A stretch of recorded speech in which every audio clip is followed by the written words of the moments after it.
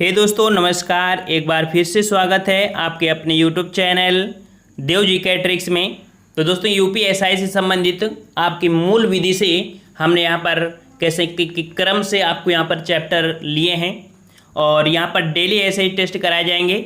और अगर आप नए हैं तो चैनल को सब्सक्राइब कर लीजिए और साथ में हमने यहाँ पर हिंदी के भी वीडियो बना रहे हैं तो उनको भी आप देखते चलिएगा।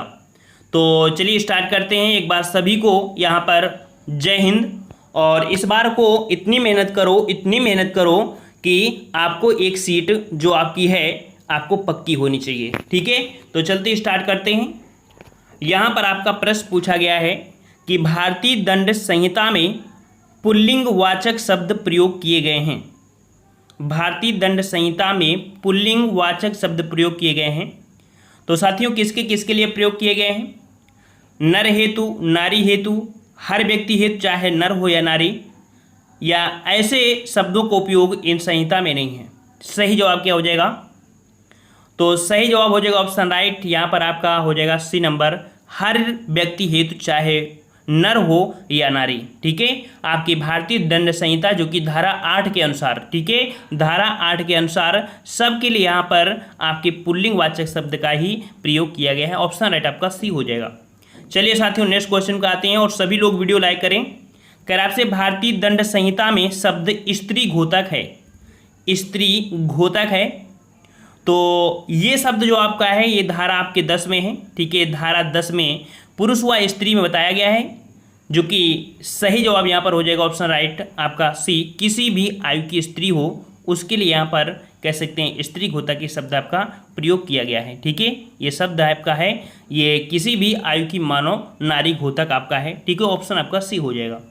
नेक्स्ट क्वेश्चन आपसे पूछा गया है कि निम्न वादों में से कौन सा एक वाद भारतीय दंड संहिता की धारा 34 से संबंधित है?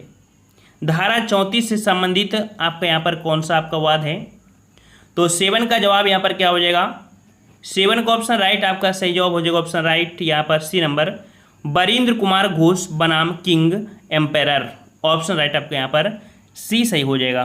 ठीक है, और कह सकते हैं कि जब धारा 34 के उपबंध लागू होते हैं तो सक्रिय भाग लेने का अर्थ यह नहीं है कि किसी भी अभियुक्त अपराध के उसी स्थान पर आपराधिक कार्य को आवश्यक रूप से करें। तो ऑप्शन आपका यहाँ पर सी हो जाएगा।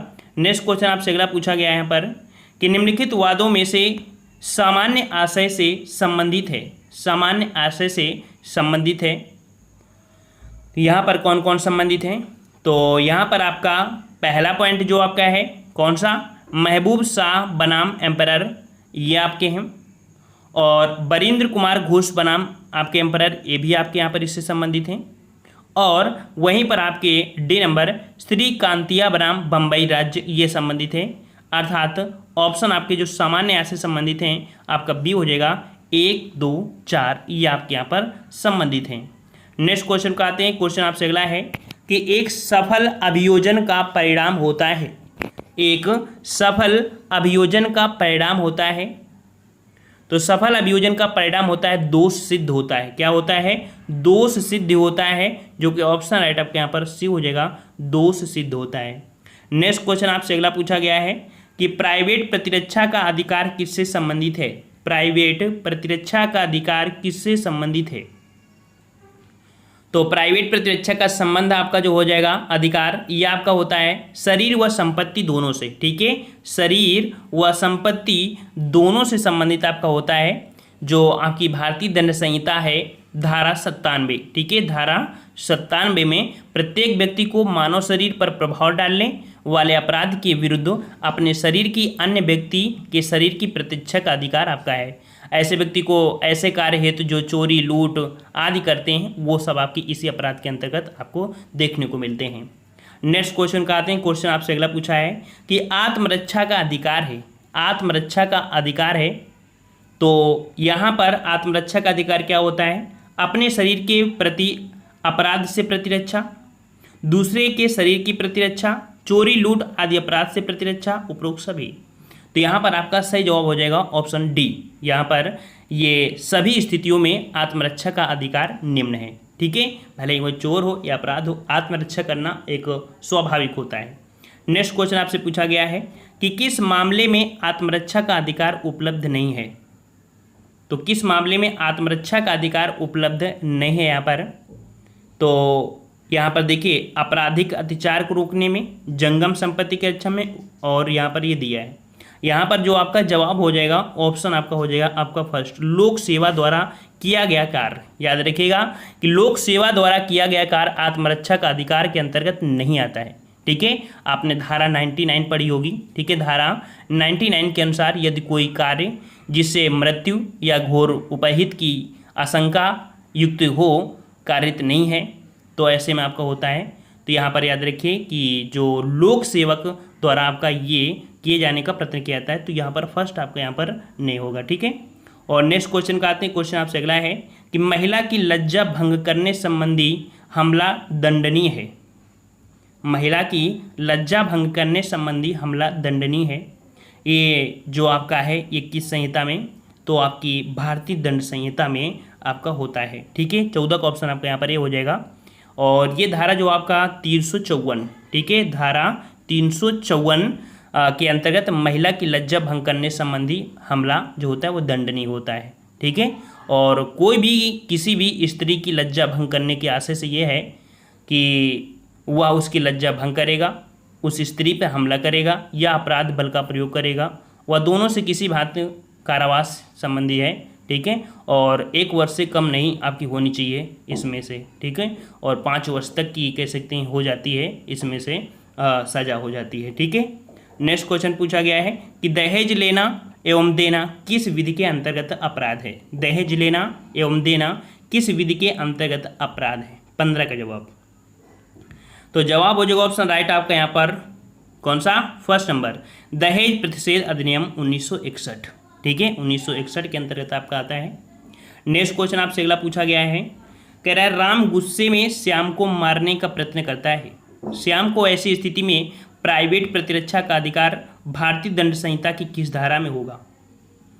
तो यहाँ पर कह सकते हैं कि प्रत्येक व्यक्ति को शरीर तथा संपत्ति की प्राइवेट प्रतिरक्षा का अधिकार दिया गया है और ऐसी स्थिति में वो धारा 97 में होगा। ठीक है, ऑप्शन राइट आपका यहाँ पर ये हो जाएगा, धारा 97 का यहाँ पर कह सकते हैं सहयोग ले सकता है। ठीक है, और नेक्स्ट क्वेश्चन का आते हैं। क्वेश्चन आपसे अगला पूछा गया है कि भारतीय दंड संहिता के अंतर्गत निम्न में से कौन सी धारा एकांत प्रतिरोध का प्रावधान करती है? एकांत प्रतिरोध का प्रावधान करती है।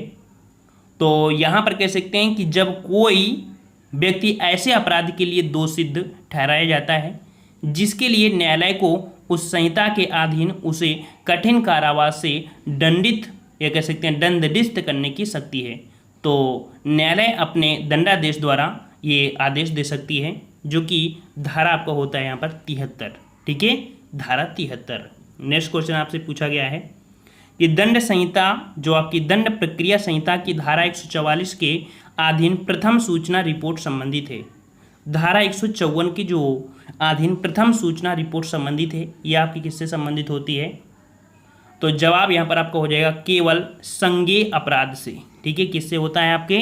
केवल संज्ञेय अपराध से, अर्थात जिसे बोलते हैं ना सूचना रिपोर्ट, जो FIR। ठीक है, अधीन प्रथम सूचना रिपोर्ट बोला है, प्रथम सूचना रिपोर्ट मतलब होता है FIR, केवल संज्ञेय अपराध से संबंधित है। और दंड संहिता की धारा आपका 2 के गा में जो आपका दिया गया है इसको परिभाषित किया गया है। ठीक है, नेक्स्ट क्वेश्चन आपसे अगला पूछा गया है यहाँ पर कि किस सीमा तक किसी व्यक्ति को एकांत प्रतिरोध में रहने का आदेश दिया जा सकता है? तो यहाँ पर 19 का जवाब हो जाएगा ऑप्शन सी, 3 माह। ठीक है, कितना हो जाएगा आपका यहाँ पर? 3 माह हो जाएगा। किसी व्यक्ति को अधिकतम 3 माह तक एकांत प्रतिरोध में रहने का आदेश दिया जा सकता है।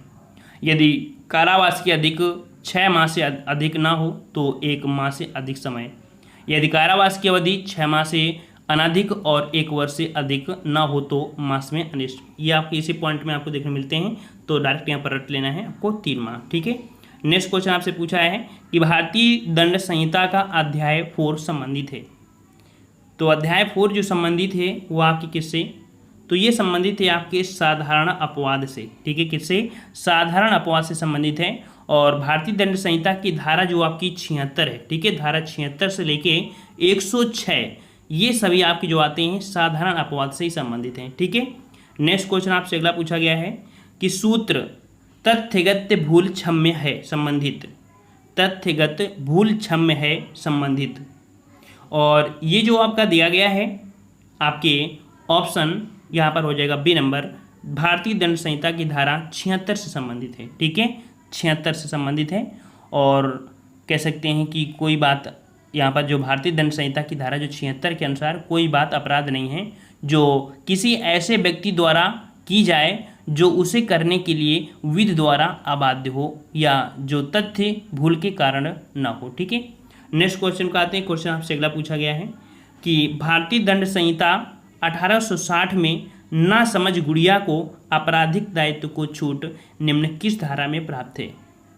1860 में नासमझ गुड़िया को आपराधिक दायित्व के छूट के लिए जो धारा प्राप्त की है वो आपकी है 22 का ऑप्शन बी हो जाएगा, धारा 82। ठीक है, धारा 82 आपका यहाँ पर सही हो जाएगा। और नेक्स्ट क्वेश्चन को आते हैं। क्वेश्चन आपसे अगला पूछा गया है कि आपराधिक दायित्व से उन्मुक्ति के लिए बच्चे की आयु कितनी होनी चाहिए। आपराधिक दायित्व से उन्मुक्ति के लिए बच्चे की आयु कितनी होनी चाहिए। 23 का जवाब, तो यहाँ पर आपका जवाब हो जाएगा ऑप्शन राइट आपका बी नंबर, 7 वर्ष से कम। ठीक है, कितना आपके जो बच्चे की उम्र होनी चाहिए 7 वर्ष से कम होनी चाहिए, जो कि भारतीय दंड संहिता की धारा 82 के अनुसार कोई बात अपराध नहीं है जो 7 वर्ष से कम आयु के शिशु द्वारा की जाती है। ठीक है, 7 वर्ष से कम है तो अपराध में नहीं आएगा। नेक्स्ट क्वेश्चन आपसे पूछा गया है कि भारतीय दंड संहिता की धारा 82 के अंतर्गत आयु सीमा क्या निर्धारित की गई है। 82 के अंतर्गत आयु सीमा जो निर्धारित की गई है वो आपकी कितनी, तो अभी हमने बताया था कि उसकी जो 7 वर्ष से कम उम्र उसकी नहीं होनी चाहिए। 7 वर्ष से अगर अधिक है तो उसमें दंड संहिता आपकी लागू हो जाएगी। ठीक है, और इस धारा को डोली इन कैप्स भी कहते हैं। ठीक है, नेक्स्ट क्वेश्चन आपसे पूछा गया है यहाँ पर कि बच्चे के द्वारा किया गया कोई कृत्य अपराध नहीं है यदि वह बच्चा है। यदि वह बच्चा है तो अपराध नहीं माना जाएगा। कब? अगर 7 वर्ष से कम आयु का है। ठीक है, अगर 7 वर्ष से कम आयु का है तो उसे अपराध यहाँ पर नहीं मानेंगे। ठीक है, उसके द्वारा किया गया कृत्य अपराध नहीं होगा। नेक्स्ट क्वेश्चन है कि मैकनाटन का वाद संबंधित है।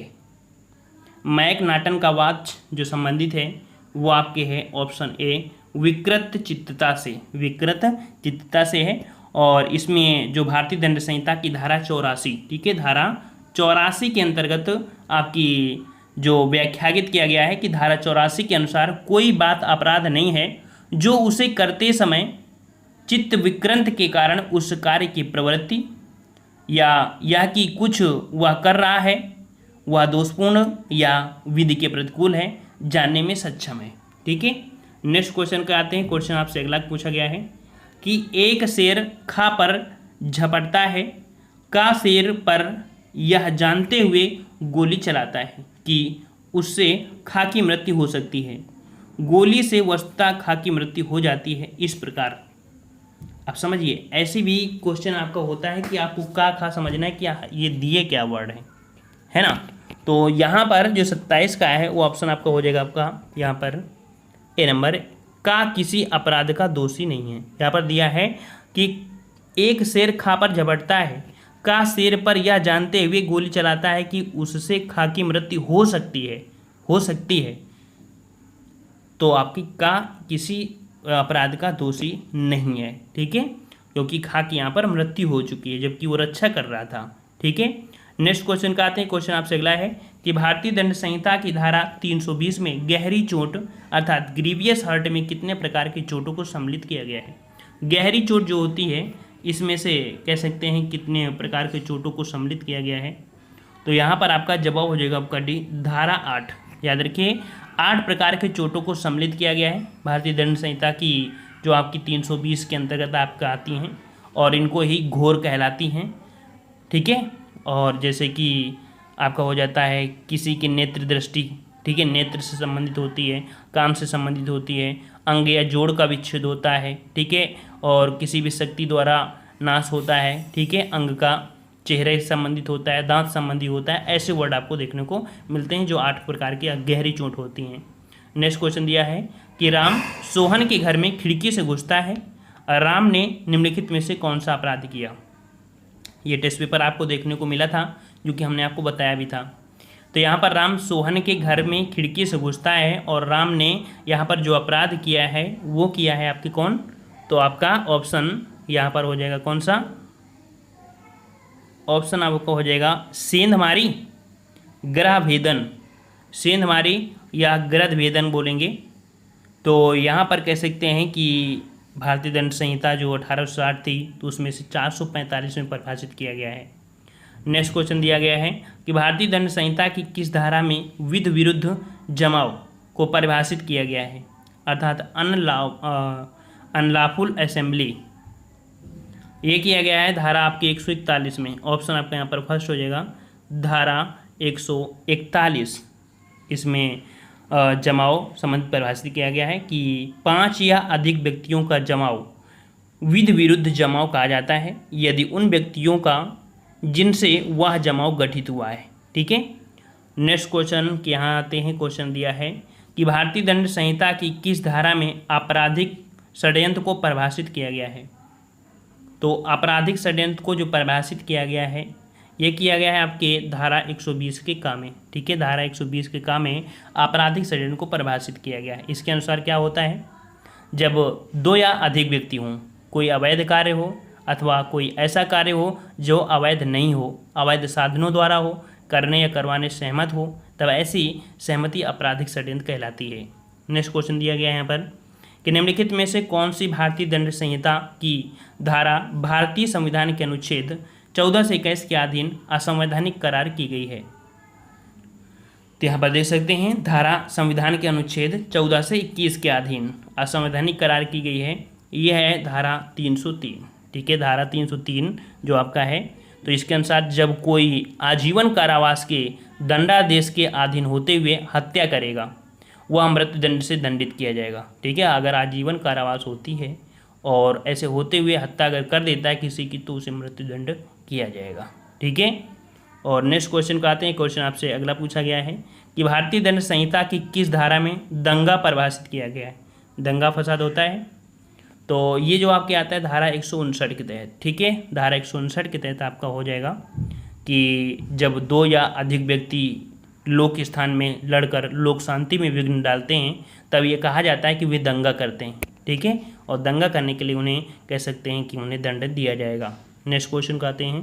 क्वेश्चन दिया है कि छल की सज्जा का संबंध भारतीय दंड संहिता अर्थात IPC किस धारा से संबंधित है। छल की सज्जा, छल की सजा, सॉरी सज्जा नहीं है, माफ़ करिएगा, छल की सजा। तो छल की सजा जो आपकी होती है धारा 417 में होता है। ठीक है, धारा 417 के अनुसार है जो कोई छल करेगा वह दोनों में से किसी भांति के कारावास से जिसकी अवधि 1 वर्ष तक की हो सकती है या जुर्माने से या दोनों से दंडित किया जा सकता है। ठीक है, छल भी करता है, अगर किसी से छल करता है तो 1 साल की सज़ा भी हो सकती है और जुर्माना भी हो सकता है, दोनों चीज़ें हो सकती हैं। ठीक है। नेक्स्ट क्वेश्चन दिया गया यहाँ पर कि निम्नलिखित में से कौन सा अपराध है जिसकी तैयारी IPC में दंडनीय है। IPC में दंडनीय है तो यहाँ पर कह सकते हैं कि IPC के अंदर पूछा है तो यहाँ पर आपका जवाब हो जाएगा सिंह भारत सरकार के विरुद्ध युद्ध छेड़ना। ठीक है, भारत सरकार के विरुद्ध अगर युद्ध करेगा और या ऐसा युद्ध करने का प्रयत्न करेगा या उसका दुष्प्रेषण करेगा वह मृत्यु या आजीवन कारावास और जुर्माने से भी दंडित होगा। ऑप्शन आपका यहाँ पर सी सही हो जाएगा। ठीक है, तो ये रहे आपके कह सकते हैं मूल विधि से क्वेश्चन। और मूल विधि साधारण तो नहीं होती है तो इस कारण से थोड़ा सा आपको मेहनत करना पड़ेगा, किताबों से भी पढ़ना पड़ेगा। ठीक है, और टेस्ट आप लगाते रहिए। जब लगाते रहेंगे तो आपको ऐसे क्वेश्चन देखने को बार बार मिलेंगे और आपके रिपीट होते रहेंगे जिससे आपको ये रट भी सकते हैं। ठीक है, तो हिंदी का भी टेस्ट मिलेगा आपको, इसको भी मिलेगा, कंबाइंड मिलता रहेगा, अल्टरनेट जो भी आपका है। ठीक है, तैयारी आपकी अच्छी खासी होती रहेगी धीरे धीरे। तो यहाँ पर खुद से आप लोग रीजनिंग भी पढ़ते रहिए, मैथ भी पढ़ते रहिए। और हमने आपको बता दिया है हम GK GS के टीचर हैं, तो फोकस आपका यही रहेगा कि हिंदी, GK GS, मूल विधि, पॉलिटी ये कंप्लीट कराएंगे। और जैसे ही थोड़ा सा वैकेंसी आपकी रिलीज हो जाती है तब आपको रीजनिंग के चैप्टर हम हमको कंप्लीट करवा देंगे। ठीक है, तो आज की वीडियो में इतना ही, मिलते हैं नए वीडियो में, तब तक के लिए धन्यवाद। जय हिंद जय भारत।